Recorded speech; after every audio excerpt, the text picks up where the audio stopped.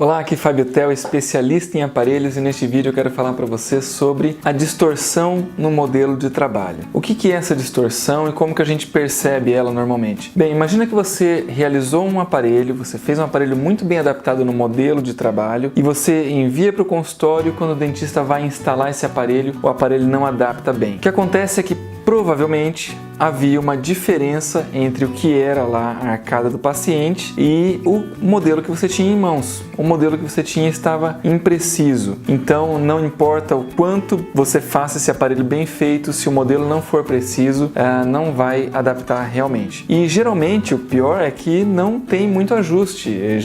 Pequenos ajustes geralmente não resolvem o problema. Você precisa fazer muitas vezes uma grande parte do trabalho ou até mesmo o aparelho inteiro. Bom, pelo que eu pude observar, eu diria que na maioria das vezes o fato de você ter um modelo impreciso é relacionado ao alginato, ao processo de moldagem ou ao material em si. Não é sempre, não é 100% das vezes, mas geralmente o modelo impreciso está relacionado ao alginato. Depois de ter refeito vários trabalhos, eu comecei a observar que existiam alguns padrões, alguns sinais, que eu até costumo chamar de sinais de alerta, que indicam que pode ter havido um problema de moldagem nesse modelo. Então, hoje em dia, eu muito mais peço para repetir moldagens do que fico refazendo trabalhos que não deram certo. Então, isso tem me ajudado bastante e quero mostrar para você dois casos, dois desses sinais de alerta que me levam a pedir novas moldagens para o dentista. Acompanhe aqui comigo. Então, o primeiro caso que eu quero te mostrar, uma moldagem era para uma placa de contenção em que o paciente foi moldado com os brackets. Moldar com os brackets é bastante comum, mas para mim já é um sinal de alerta. Isso já me deixa mais atento para observar se houve algum problema na moldagem. Porque o bracket, ele acaba puxando muito o alginato, ele pode acabar fazendo que o alginato se descole da moldeira, e quando o alginato descola da moldeira, ele provavelmente vai flexionar um pouquinho e ele não volta mais para a posição original. Então, se o alginato estiver flexionado, ele vai gerar um modelo defeituoso. Então, esse daqui, ele estava com uma falha no gesso, aqui faltando um pedaço do lateral, mas isso não é problema, eu poderia simplesmente esculpir esse dente com cera e fazer o aparelho normalmente. Mas eu comecei a observar melhor e percebi que aqui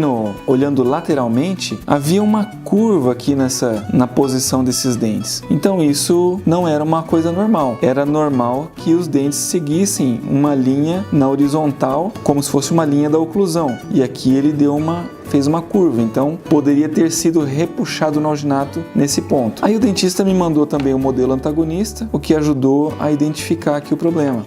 De um lado, os dentes não estão muito bem encaixados, mas às vezes o dentista precisa terminar o caso dessa maneira mesmo. E aqui, do outro lado, um grande espaço, né? Como se fosse uma mordida aberta para ser tratada ainda. Então eu conversei com o dentista e relatei o problema. Aí ele já me disse, não, esse paciente está com o caso bem terminado, os dentes estão bem encaixados. Eu já falei, então houve um defeito de moldagem, o melhor é você repetir, porque fazendo nesse modelo não vai adaptar muito bem. E ele aceitou numa boa, refez o molde. Este segundo caso, espero que seja possível mostrar bem aqui no vídeo, um pouco mais difícil de observar se você não tiver com o olho muito bem treinado.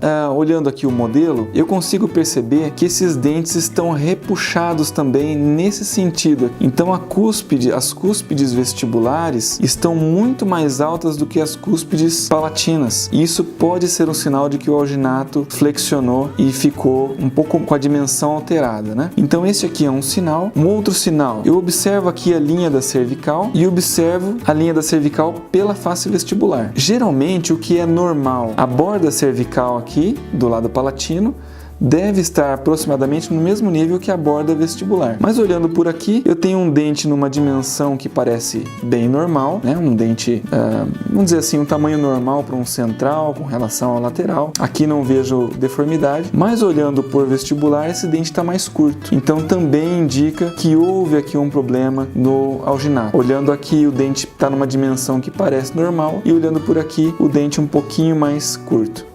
E daí, você curtiu essa dica? Deixa aqui a sua opinião nos comentários, se isso já aconteceu com você, como que você age com o seu cliente normalmente, e a gente vai trocando algumas ideias e assim vamos juntos elevando a qualidade do nosso trabalho, ok? Então até o próximo vídeo, grande abraço, tchau, tchau!